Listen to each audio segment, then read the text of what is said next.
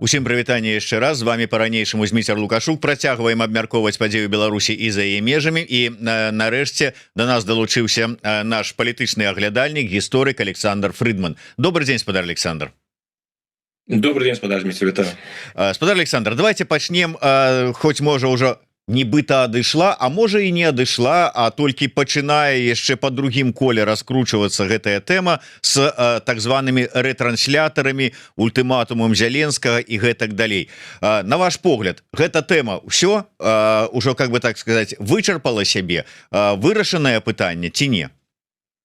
Калі гаворка ідзе пра канфлікт паміж Украінай і Беларусю, конечно, гэта тэма будзе працягвацца, гэта толькі этап, такі вельмі істотны этап, як мне падаецца, але ўсяго толькі этап. Гэта першы момант, гэта калі агульны кантэкст, а калі паглядзець на гісторыю з рэтрансляторамі, ну там хапае пакуль пытанняў. На дадзены момант, што значыць на дадзены момант, калі выказваўся прэзідэнт Зеленскі, яны не працавалі, яны могуць раптам запрацаваць, так што ўсё там можа яшчэ змяніцца, і мы па-ранейшаму мы не маем пытанне, мы не маем адказу на галоўныя пытанні, звязаныя з тым, што абвесціў Зеленскі. Ну, па-першае, давайте сыходзіць з таго, што тая інфармацыя, якую агучыў Зеленскі, адпавядае рэчаіснасці. Бо зноў жа незалежных пацвярджэнняў таму няма, ну ўсё ж таки давайте не гледзячы на гэта сыходзіць з таго, што ён мае рацыю. Тады ўзнікае пытанне, хто адключыў? Гэта адключыў сам Лукашенко? Гэта было асабістае рашэнне Лукашенко? Як да гэтага рашэння ставіцца Расійская Федэрацыя? Ці ўзгоднена ўвогуле гэтае рашэнне з Расіяй? Калі Лукашенко гэта зрабіў сам і супраць жадання Расіі, гэта адна справа. Калі ён гэта зрабіў, параіўшыся з Расіяй, яму гэта дазволілі зрабіць, гэта зусім іншае. І з гэтым звязана і тое, як мы ацэньваем гэтыя падзеі. Ось тое, што я назіраю, напрыклад, у публікацыях розных заходніх выданняў, то там падкрэсліваецца, што Лукашенко гэта зрабіў сам. І гэта прыкладна, вось, і там ёсць нават частковы наратыў, нават пазітыўны для Лукашэнкі. Бо там падкрэсліваецца, што вось глядзіце, нават Лукашенко праявіў такую пэўную самастойнасць, якую ад яго не чакалі. Ну, калі ён лічыць, што ён гэта зрабіў сам супраць жадання Расіі, так праявіў. Вось. Дарэчы, я выбачаюся, калі вось вярнуцца да гэтай тэмы, там нейкім чынам у гэтай заходняй прэсе тлумачыцца, на якой падставе яны зрабілі такія высновы, што это Лукашенко сам без там дазволу Масквы, а вот сваёй вот воляй галоўнакамандуючага ўзяў і адключыў. Не, наколькі я разумею, там нейкіх дадзеных такіх спецыфічных інсайдаў няма. Гэта робяцца такія высновы, гэта вось адбылася падзея і спроба зразумець гэтую падзею. То бок тая версія, якая выказваецца, сапраўды вось Лукашенко прадэманстраваў тую самастойнасць і незалежнасць, якую ад яго не чакалі. Далей ідзе версія, якая яшчэ больш распаўсюджана, яна тычыцца не Лукашэнкі, бо ўсё ж такі з пункта гледжання заходніх назіральнікаў Лукашенко гэта фігура абсалютна маргінальная, якая ўвогуле сур'ёзнай увагі не заслугоўвае. Вось шэраг аналітыкаў разглядае вось гэтую падзею, калі сыходзіць з таго, што гэта зрабіў Лукашенко, як сімвал слабасці Расійскай Федэрацыі. Вось глядзіце, Расія, яна настолькі слабая, Расія зараз у такім дрэнным стане на фоне таго ўсяго, што адбываецца, што нават вось гэты Лукашенко, нават ён, які выконваў усё і на расійскім баку, і ніхто так на Расію не працуе, як ён не працаваў, нават ён такое робіць. То бок гэта выходзіць, гэта ёсць як аргумент, каб прадэманстраваць тое, у якім стане Расійская Федэрацыя знаходзіцца. Я пакуль не бачыў сур'ёзных публікацый, у якіх ідзе спроба паглядзець на гэтую гісторыю з рэтрансляторамі як магчымы крок узгоднены, што Лукашенко так гэта зрабіў, але яму дазволілі гэта рабіць. І калі вось разглядаць гэта ў гэтым рэчышчы, ну ёсць поўныя аргументы, якія з майго пункта гледжання сведчаць на карысць гэтай версіі. Не тое, што я так ужо прытрымліваюся, мне тут вельмі цяжка, не хапае інфармацыі, каб сур'ёзна гэта ацэніць, але б я гэтую версію не адмятаў бы. Чаму не адмятаў бы? Ну давайте паглядзім гэта з пункта гледжання Расійскай Федэрацыі. Ну вось так званы ультыматум, пагрозы, можна называць гэта як загодна, Зеленскага не выкананы, і Украіна наносіць сапраўды нейкі удар па тэрыторыі Беларусі. Ну, размяшчае гэтыя рэтрансляторы. Тут узнікае адразу праблема. Трэба нешта зрабіць у адказ. А што можна зрабіць? А якія ёсць магчымасці? Ну, канешне, калі там пасачыць за беларускай дзяржаўнай прапагандай, там жа адразу ідуць гаворкі, там ядерная зброя, арэшнік, удары па нейкім мэтам у Еўропе. Ну, гэта лухта. Гэта сапраўдная лухта, якая не заслугоўвае увагі. Мы ж бачым, што ў Расіі адбываецца, калі нават ідуць украінскія удары па Маскве і іншых вельмі сур'ёзных кропках для Расіі. Ну што там, яны выходзяць на нейкі новы якасны ўзровень? Што яны за тое, што ударылі по Маскве, прымянілі ядерную зброю альбо нешта ў такім напрамку? Ну, ядерная зброя гэта ўжо зусім радыкальны прыклад. Не. Дык вось, гэтыя ўсе пытанні, як адказваць, увогуле адказваць, яны застаюцца адкрытымі. Акрамя таго, якія будуць наступствы украінскіх удараў па тэрыторыі Беларусі?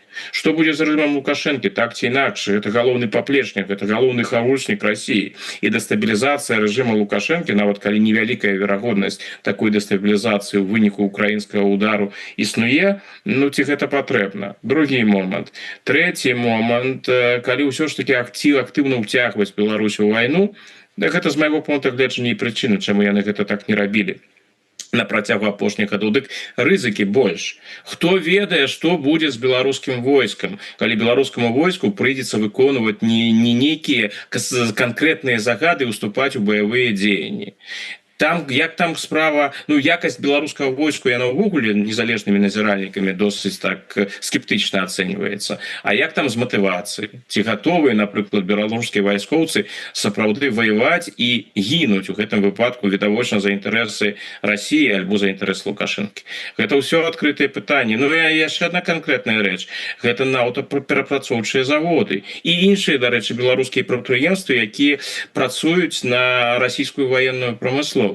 Но мы ж бачым, што Украіна робіць на тэрыторыі самой Расіі. Як працуе знакамітая расійская супрацьправетрная абарона. Ну, вынікі вядомыя. Гэта можна пабачыць у навінах.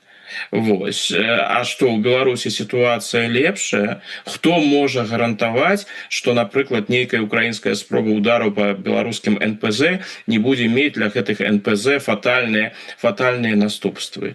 А Расія ў дадзены момант у сённяшніх умовах як-ніяк вельмі зацікаўлена ў той прадукцыі, якая прыходзіць з Беларусі. І ў Расіі ведаюць, што зараз на дадзены момант беларускія НПЗ гэта самыя надзейныя НПЗ, якія працуюць на Расійскую Федэрацыю, бо ўсе астатнія знаходзяцца такім у вельмі неўпэўненым стане, гледзячы на тыя удары, якія наносіць Украіна. Гэта ўсё магчымыя аргументы, я падкрэсліваю, якія Лукашенко мог прыводзіць і якія маглі Расію увогуле пагадзіцца на тое, каб ён гэтыя рэтрансляторы адключыў. Ну, по прынцыпу, ну, дрэнна гэта, канешне, што прыходзіцца выконваць тое, што жадае гэты Зеленскі, але ізноў жа тыя рызыкі і тыя праблемы, якія мы можам у выніку ў Беларусі атрымаць, калі мы гэты крок не зробім, яны могуць быць яшчэ горшыя. Гэта другі момант.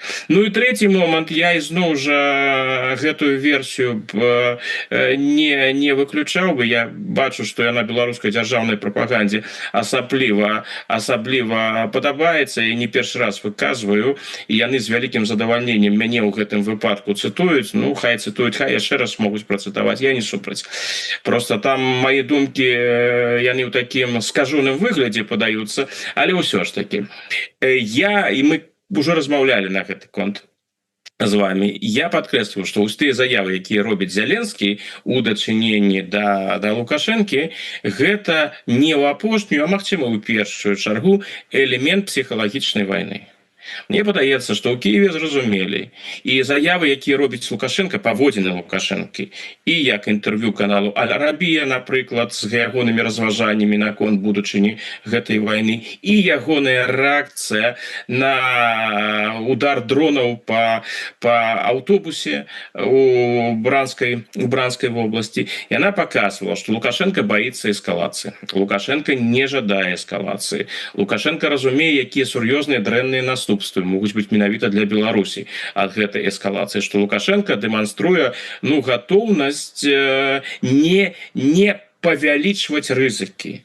І вось мне падаецца, што ў Киеве гэта было ўспрынята як такі сігнал слабасці, што вось Лукашенко спужаўся, Лукашенко слабы, і гэта выдатная магчымасць на Лукашенку націснуць. Мы ж бачым гэты ультыматум Зеленскага, ну хіба ж гэтыя ж рэтрансляторы відавочныя 2 тыдні, 3 тыдні, 4 тыдні таму працавалі. А ультыматум так званы Зеленскага, ну сёння ў Киеве не кажуць ужо пра ультыматум, ну давайте пагрозы, гэта ўсё роўна, гэта не прынцыпіальна, не прынцыпова пытанне. Гэта ж з'явілася менавіта пасля таго, як у Киеве убачылі гэта інтэрв'ю і рыторыку Лукашэнкі у інтэрв'ю Аль-Арабіі, а таксама ягоная рэакцыя на гэтую трагедыю бранску. І мне падаецца, у гэты момант было зроблена рашэнне, а вось глядзіце, ну давайте паглядзім, які там ён Лукашенко, што з ім можна зрабіць. І пачалася гэтая псіхалагічная аперацыя. Магчыма, гэта нейкі блеф з украінскага боку, не выключаю. На гэта абсолютно магчымая гісторыя у вайне ёсць, таксама вядзецца і псіхалагічная вайна. Но калі паглядзець тое, пра што можна сапраўды казаць, псіхалагічная кампанента, то тут перамога Украіны відавочная. Украінскі наратыў, які быў прапанаваны Зеленскім, заключаецца ў тым: вось былі пагрозы з нашага боку у адрас Лукашэнкі, Лукашенко ўсё выканаў, до таго яшчэ тэрмінова выканаў. Там ёсць вельмі цікавая, у тым наратыве, які прапановвае Зеленскі, ёсць вельмі цікавая акалічнасць. Мне падаецца, дарма яе не заўважаюць. Зеленскі ж падкрэсліў, што Лукашенко выключыў гэтыя установкі, альбо, ну, не кажа Лукашенко, выключаны былі гэтыя установкі 22 чэрвеня. То бок 22 чэрвеня у гадавіну пачатку другой сусветнай вайны, не другой, у гадавіну пачатку нямецкай вайны супраць Савецкага Саюза.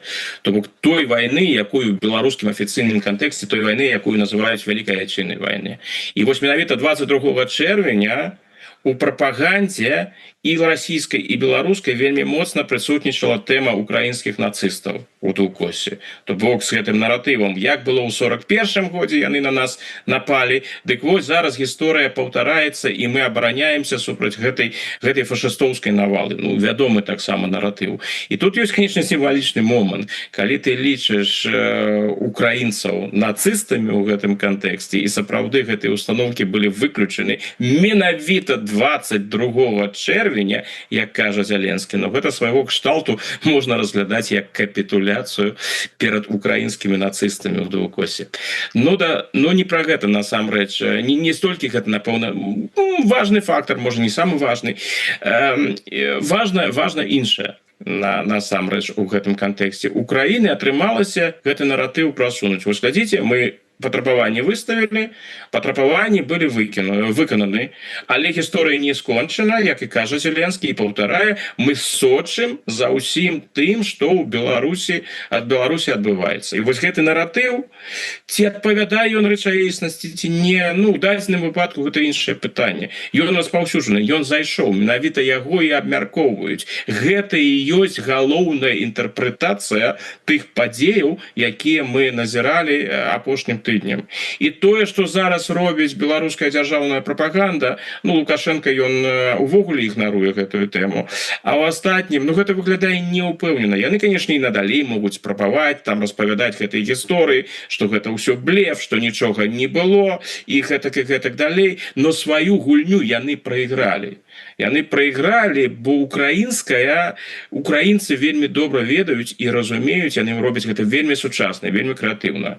Як вядзецца ваенная прапаганда, у гэтым сэнсе там сапраўды майстры сядзяць у Киеве, якія над гэтым працуюць, і яны выдатна ведаюць, як у сучасных войнах вядзецца псіхалагічная вайна. Дык вось псіхалагічную вайну Лукашенко прайграў. І гэта для яго, думаю, вельмі непрыемна.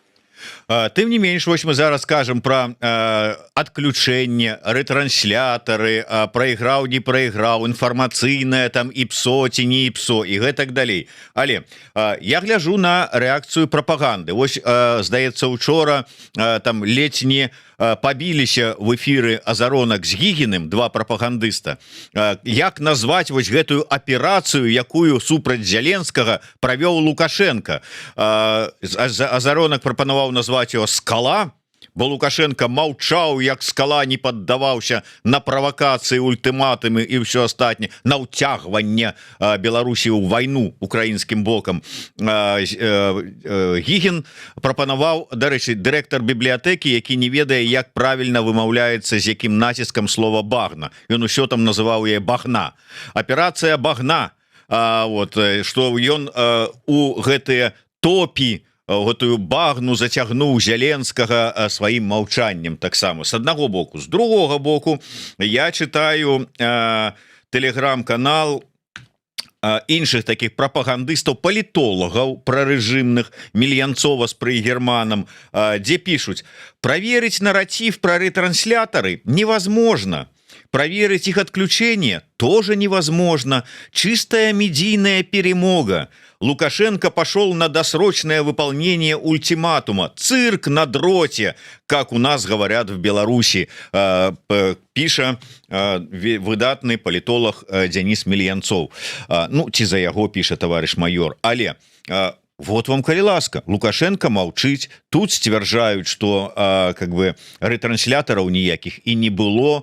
У лепшым выпадку, як яшчэ один варыянт, гэта таксама казаў дарадца міністра обороны Украины, які сказаў, што ну з Беларусі нам сказали, што мы ўсё-таки эти рэтрансляторы нашли, але хто іх поставіў, невядома.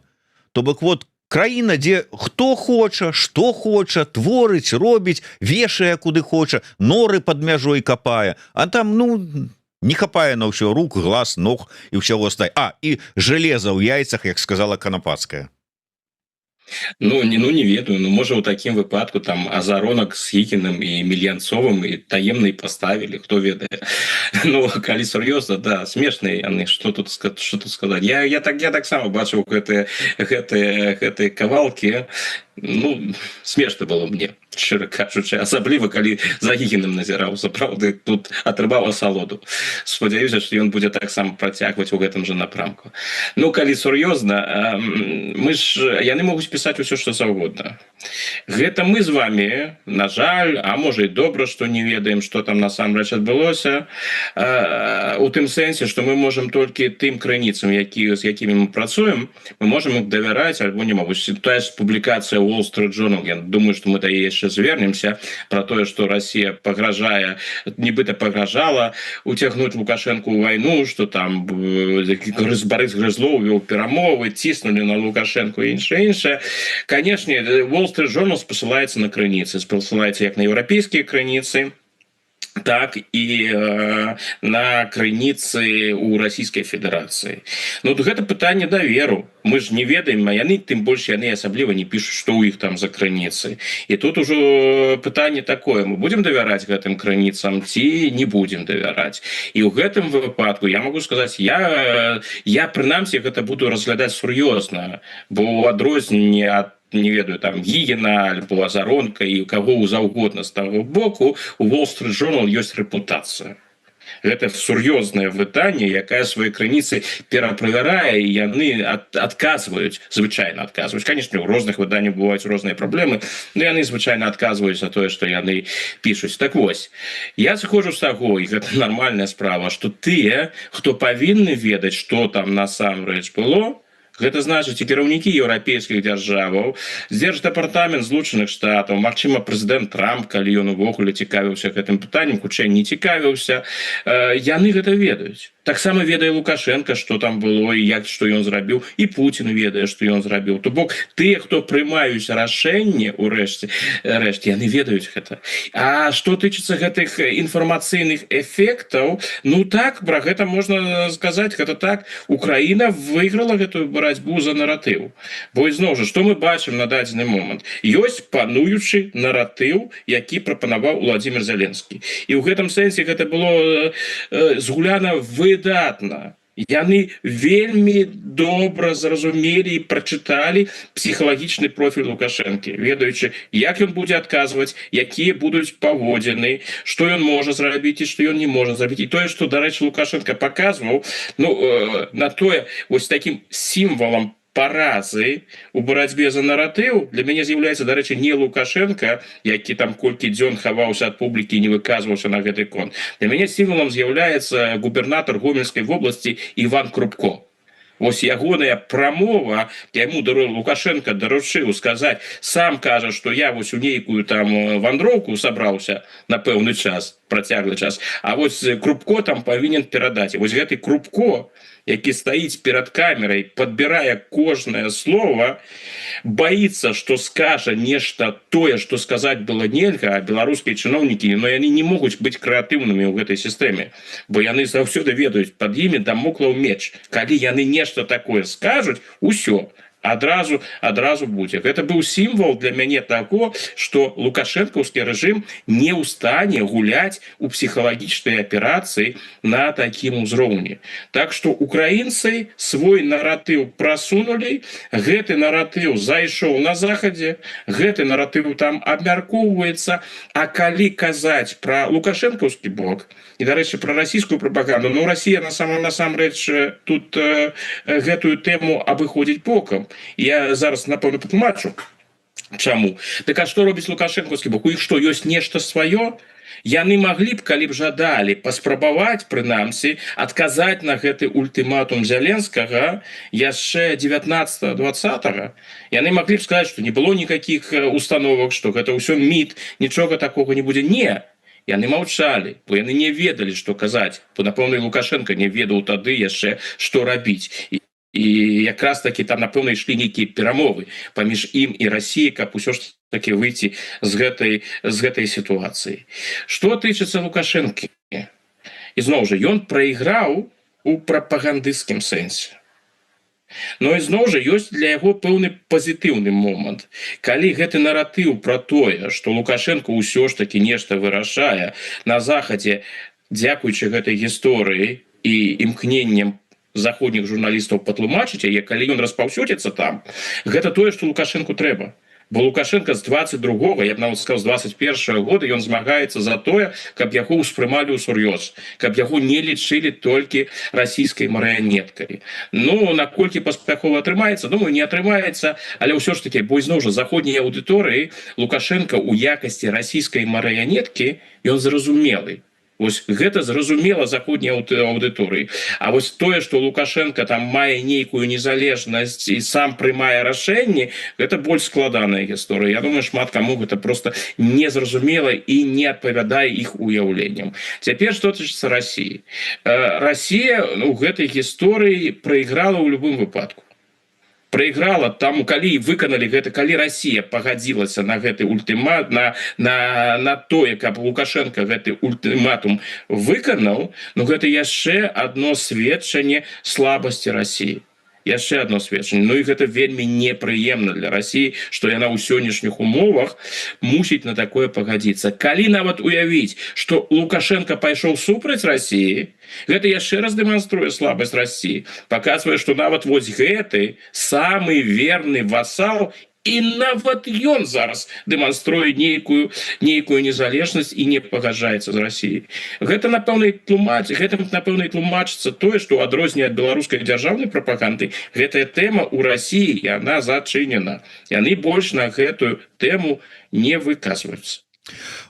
Заўважыў, я думаю, што не толькі Александр Класкоўскі, але і іншыя, можа быць, і вы таксама звярталі на гэта ўвагу, што калі спрацавала гэты ультыматум, не ультыматум, а вот гэта патрабаванне з боку Зеленскага наконт рэтранслятораў, то можна працягваць гэтую гульню, тому что тое, што не задавальняе Украіну, бо стварае для яе пагрозу, гэта хапае у Беларусі, пачынаючы ад НПЗ, якое пастаўляе паліва расійскаму войску, і працягваючы прадпрыемствамі, якія працуюць на расійскі военно-прамысловы комплекс, і нават тымі заводамі, якія канкрэтна робяць нейкае там узбраенне для расійскага войска.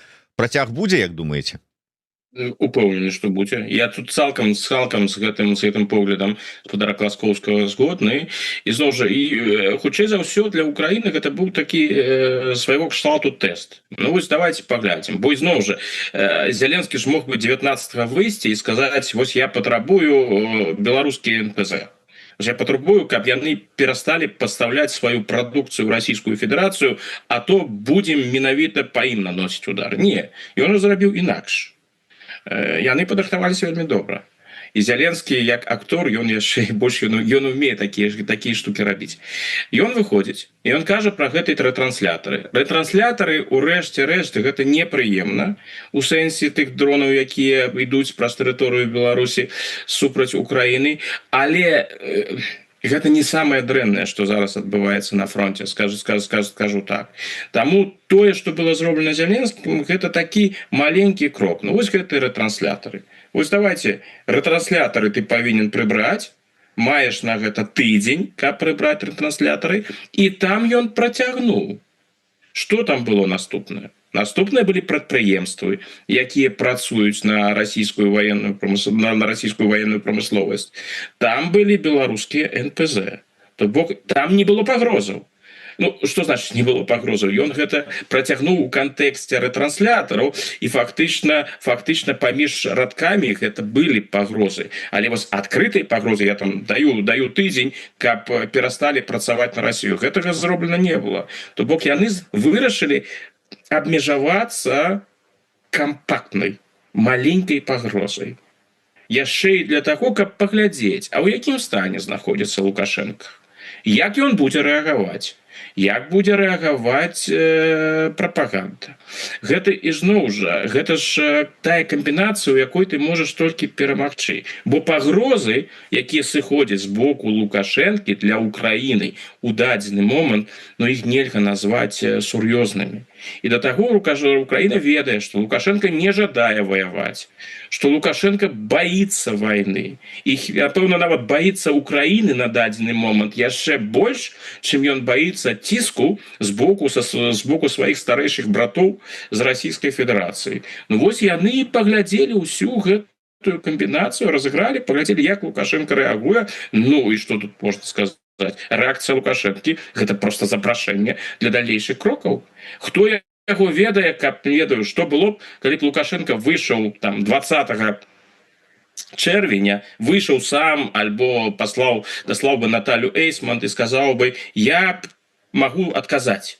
Калі яны там сапраўды нешта зробяць з нашай тэрыторыі, паспрабуюць, дык тады мы адкажам, як вось мы заўсёды жадалі адказаць. У нас там ёсць і цэнтры прыняцця рашэнняў, па якім мы можам ударыць, мы тут і арэшнік можам прымяніць, у нас яшчэ ёсць і ядерная зброя, іншае. Калі б Лукашенко згуляў бы ў тым вобразе, які ён прасоўваў у 23-м, 24-м, 25-м годзе, не ў апошнія тыдні, хто яго ведае, як бы рэагавала Украіна? А гэтага нічога не было.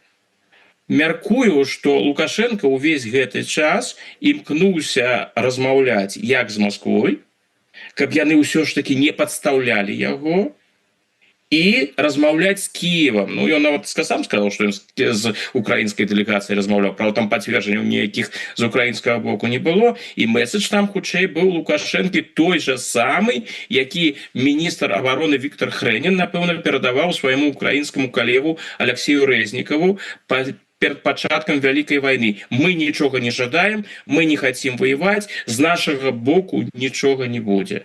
Лукашенко ведае, што калі вайна перакінецца на Беларусь, наступствы будуць жахлівымі. І не для Украіны. І Украіна ўжо ваюе. Наступствы будуць жахлівымі для Беларусі. Не, Лукашенко сказал: я их предупредил, что если, не дай бог, что-то, то война совсем другой получит. Что он там сказал? Это самое.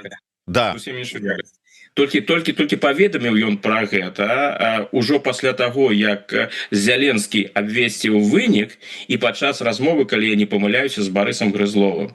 Ну калі ж так было, ну напэўна ж ён жа не гадзіну таму з імі размаўляў. Гэта ж было раней, так што калі б ён пажадаў бы пайсці на эскалацыю, ён бы гэта зрабіў. Я думаю, што Лукашенко для сябе просто вырашыў і, напэўна, вырашыў яшчэ працяглы час таму.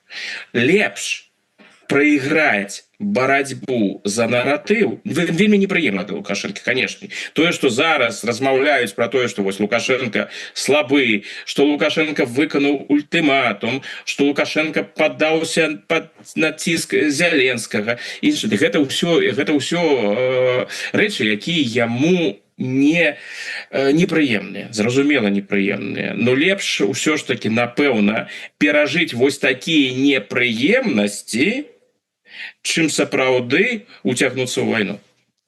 Вы сказали, что в Киеве, Украине адчулі пэўную слабасць Лукашэнкі і таму такую вось аперацыю інфармацыйную і не толькі распачалі і правярнулі. Слухайте, ну я так разумею, что не толькі ў Киеве, не толькі Зеленскі і яго паплечнікі адчулі гэтую слабасць, але і ў Мінску гэтую слабасць адчулі. Тая ж самая Канапацкая. Ну не стала б яна вот так вот просто каментаваць, пісаць адкрыта у сацыяльных сетках допіс пра вось гэтае рашэнне і казаць, что-то ты как-то вот Лукашенко неправильно сдал назад. Может быть, у тебя железа в яйцах не хватает. И это ж не першы допіс. То бок что, растут молодые и там, как это там у песни поется, там еще готовые перахапіць лідарства? Я чакаў, што будзе гэтае пытанне. Вось я разважаў, як бы я мог бы ахарактарызаваць дзейнасць спадарні Канапацкай вось таким у паліткарэктным стылі. І шчыра кажучы, паліткарэктную фармулёўку я не знайшоў. Лупіце як ёсць, спадар Александр, чаго ўжо там? У мяне няма нічога іншага, як вобраза гарадскога вар'ята. Вось ёсць такі вобраз, вось ёсць такі чалавек, які нават у такіх структурах дазваляе сябе нешта надзвычайнае. Ну, у яго такая функцыя, на яго ніхто звычайнай увагі не ўзважае, потому што ведаюць, што тое, што кажа гэты чалавек, ну да, такія вельмі асаблівыя рэчы. У таталітарных дзяржавах такіх людзей не дапускаюць, пусть там ідзе татальная зачыстка.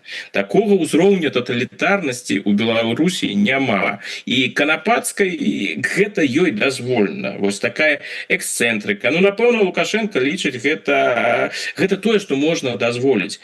Яна, можа, і гэтыя тэксты нават узгоднены ў якімсь сэнсе. Так што з адміністрацыі Лукашэнкі. Гэта абсалютна не пра палітыку выпадак. Гэта чалавек, якому дазволена і адыгрываць тую ролю, якую ён адыгрывае. Вось і ўсё. Ну, цікавая роля, дакладней, я бачыў допіс, здаецца, у Ігора Тышкевіча, які лічыць, што гэта такі пачатак ці такое атрыманне, заяўка на дазвол арганізацыі сваёй, нібыта, апазіцыйнай партыі. Бо гэта зараз рэжыму патрэбна, каб стварыць такія свае падкантрольныя, типа апазіцыйныя партыі, каб потым прадаваць гэта на захад, што вот у нас тут пачаліся нейкія змены. Тут я не пагаджуся, потому что мне падаецца, што камунікацыя ідзе там іншым чынам. Калі рэжыму спатрэбіцца там стварыць нейкі рух, стварыць нейкую партыю, дык яны не будуць чакаць, пакуль Канапацкая там нешта напіша. Яны яе просто паклічуць і скажуць: вось мы вырашылі, што ты будзеш там рабіць тое, тое.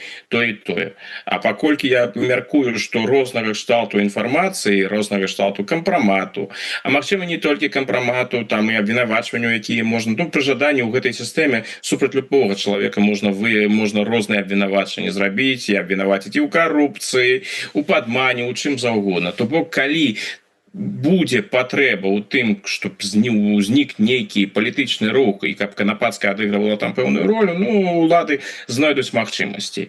А што тычыцца самой Канапацкай, калі у яе былі прапановы, сапраўды прапановы, вось такія заяўкі, но яна рабіла бы гэта па іншым каналам, там іншая камунікацыя. Яна, напэўна, паспрабавала бы там напісаць нейкі ліст Лукашэнку, Крутому ці іншым. То бок гэта ж зусім іншая палітычная культура. Ёсць варыянты з выпадку з Канапацкай, з майго пункта гледжання. Альбо яна сапраўды ўспрымаецца вось такога кшталту рэжымам, як такі гарадскі варыянт, якому ўсё дазволена. Ну там робіць, так даже нават смешна, напэўна, яны лічаць. І ёй ужо там было сказано, што вось глядзі, ты можаш там гэта рабіць, мы не супраць. Іншае пытанне, і гэта мы паглядзім, з вось такога кшталту гарадскімі варыянтамі у дыктатурах часта адбываецца тое, што яны самі не разумеючы гэта, яны перакрочваюць пэўную мяжу. І, магчыма, нейкія заявы, калі яны не былі ўзгоднены, якія Канапацкая зрабіла, яны могуць уладам проста не спадабацца. Ну, як вырашаюцца гэтыя пытанні, ёй паведаміць, што гэта не спадабалася. Ну, а ў далейшым паглядзім. Можа, пісаць будзе не так часта, можа, увогуле больш не будзе пісаць, можа, будзе пісаць іншым чынам. Так што такія варыянты магчымыя. Но у цэлым гэта, канешне, хутчэй пытанне не пра палітыку, а пра гумар, калі ўвогуле. Як вы думаеце, звернемся, тут яшчэ не так шмат часу у нас засталося, але хацелася б ваше меркаванне. Слухайте, мы уже чакалі, што павінен быць Лукашенко як мінімум дзень, а то і два у гэтай сваёй так званай доўгатэрміновай камандзіроўцы за мяжой. Але штосьці вот ужо праходзіць час, а ён все по-ранейшаму у Мінску, ўсё там нейкія сустрэчы праводзіць, ўсё там нешта раскладае по палічках. Што, ўсё ўжо адмяняецца палёт ты? Там былі нават цікавыя моманты. Там, па-першае, ён быў анонс гэтай ягонай вандроўкі, гэтага візіту незразумела куды. І я думаю, што ўсё ж такі хутчэй не ў Расію, бо ў Расію звычайна ён на працяглы час не едзе. Ну, канешне, можна себе ўявіць, што ён там раптам вырашыў паглядзець на прыгажосць прыморскага краю альбо правесці, не ведаю, 2 тыдні на Байкале. Но гэта выглядала бы сапраўды дзіўна у якасці адпачынка у двукосе. Гэта першы момант. Другой момант – гэта тое, што анансаваў Дмітрий Пяскоў 2 разы, дарэчы. Гэта размова паміж Лукашэнкам і Пуцінам. Я думаю, што яны размаўлялі насамрэч.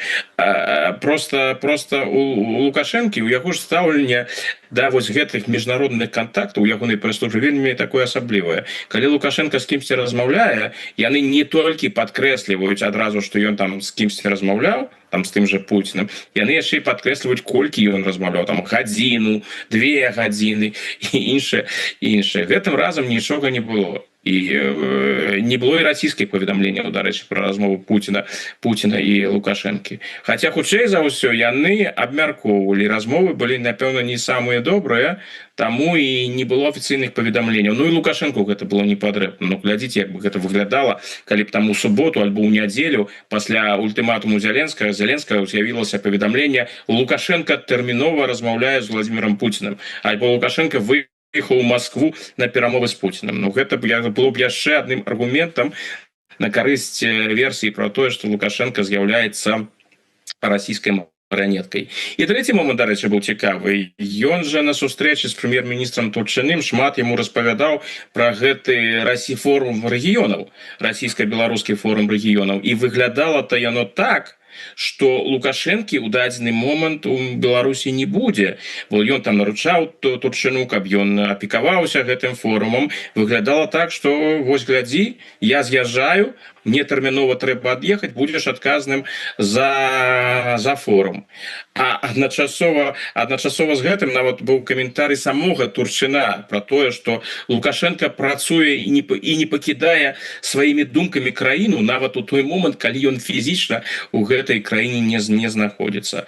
А потым былі ў Лукашэнкі сустрэчы у межах гэтага форума і з Валянцінай Матвіенкай, і з Грызловым, і з губернатарам Маскоўскай, калі не памыляюся. Да. В области, то бок планы тэрмінова змяніліся.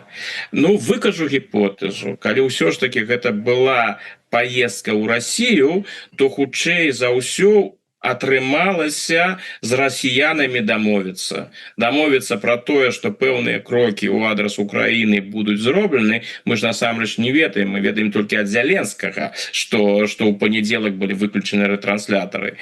А ці сапраўды яны былі выключаны ў панядзелак, гэта пытанне даверу.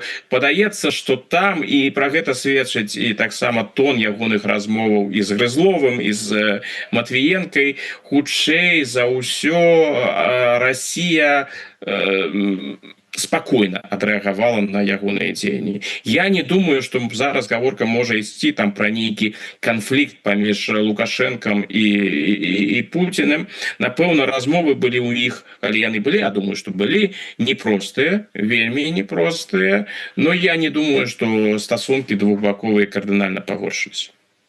Ну і на завяршэнне, вы у сябе ў тэлеграм-канале, дарэчы, раю ўсім подписываться на тэлеграм і не толькі і на YouTube канал таксама спадара Александра Фрыдмана. Адкажем за свет, звяртаеце увагу на тое, што вось гэты такой досыць, нават не буду слова некае выбіраць, выступ намесніка міністра замежных спраў Беларусі Дабкюнаса у на ассамблеі ААН, здаецца, да, АБСЕ.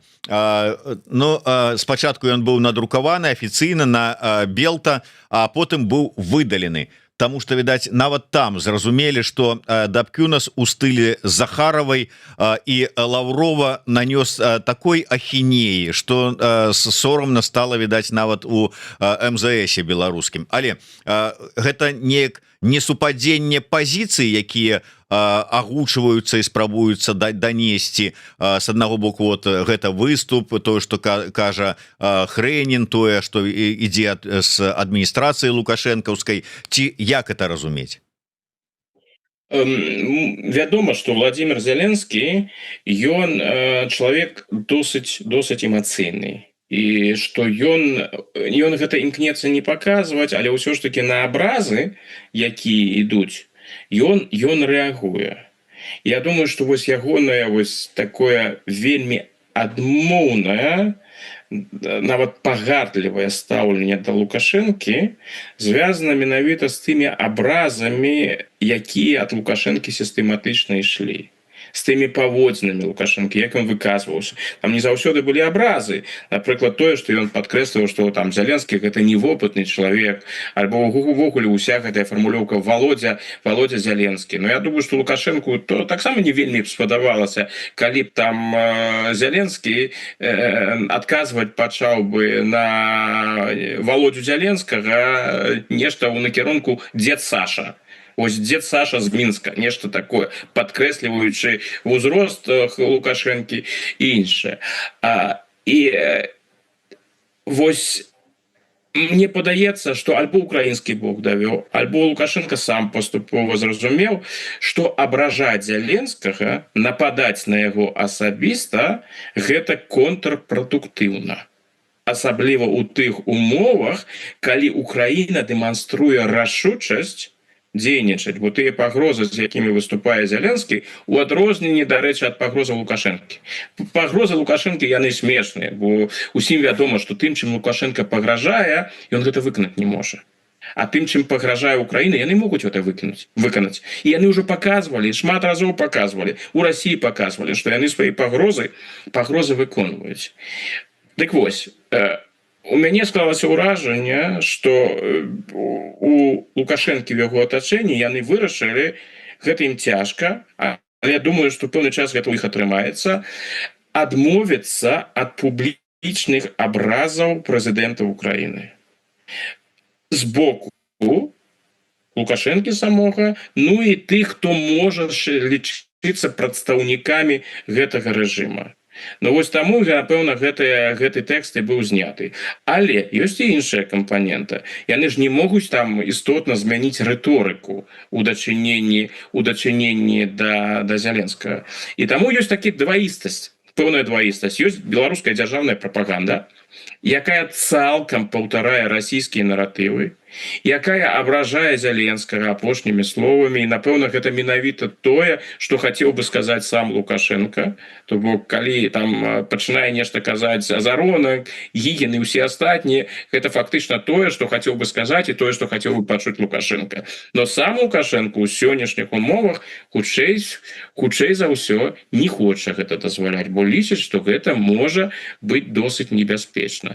Наколькі гэта працягнецца, паглядзім. Ну, пакуль тэндэнцыя такая. Мы ж бачым, што інтэрв'ю Аль-Арабі спачатку, потым гісторыя з аўтобусам, трагедыя з аўтобусам у Бранскай вобласці, і не было ніякіх асабістых абвінавачанняў на адрас Зеленскага, на абвінавачанняў Украіны. І вось зараз з гэтым ультыматумам, і тут Лукашенко устрымаўся. Прынамсі, пакуль ад абразаў устрымаўся. Дзякуй вялікі. На сёння мы завершаем нашу размову са спадаром Александром, але яшчэ раз нагадываю подпісацца на яго телеграм-канал і яго YouTube канал «Адкажам за свет». Ну і безумоўна, как не пропускаць наши штотыднёвыя сустрэчы с гісторыкам і палітычным аглядальнікам Александром Фрыдманам. Подписывайтесь на YouTube канал Еврорады, ставьте падабайкі, націскайце на звоночек, расшэрвайце, калі для вас гэта бяспечна. Ну, пішыце свае каментары. До сустрэчы. Жыве Беларусь. Привет.